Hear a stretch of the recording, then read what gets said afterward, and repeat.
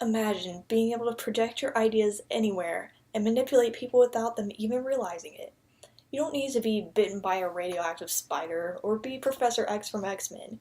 You need to be a designer. Contrary to what most people believe, graphic design isn't just about putting pretty pictures on posters or boxes. It influences every corner of society and the choices you make on a daily basis. Design is able to do this through emotions, credibility, and the presentation of information. So many ads rely on invoking a strong emotional response into viewers in order to get them to act a certain way or buy a certain product.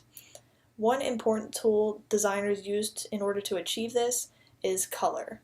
Jason Ione, a writer for Distractify.com, says that red is especially important for fast food restaurants because it has a strong connection in the human brain to hunger. This is why many fast food chains you'd see going down the road, like McDonald's, Arby's, Wendy's, use the color red.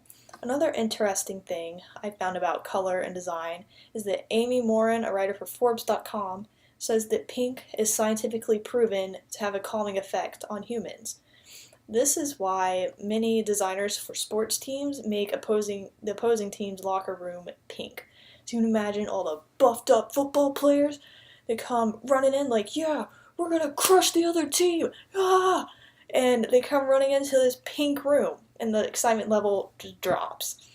So the second way the design affects everyday life is through credibility. A business or product's design can determine whether it will fail or succeed. Thomas Watson Jr., who's the second president of IBM, says it best when he states, "Good design is good business." So a business's design is an opportunity to give a customer an instant speculation of what it stands for. Kat Kukurik, who's a writer for Kinesis.com, says that around 75% of people admit to making assumptions on the credibility of a business or company based solely on its design. To top that off, about 94% of consumers' first impressions of a company or product are related to the design over the content. So without even realizing it sometimes, your brain is making automatic assumptions based solely on the decisions of a designer.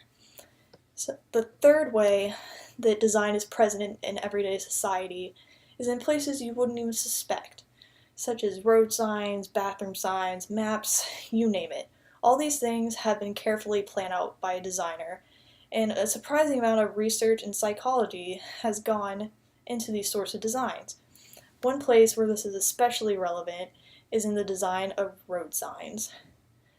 Lewis McMurray, who is a designer for Merson Sign Design Company, says that, for instance, caution signs are shaped like triangles because your brain has a strong connection to danger when it sees triangles, which goes back thousands of years ago to like caveman days, because back then everything that was dangerous had points on it like a triangle.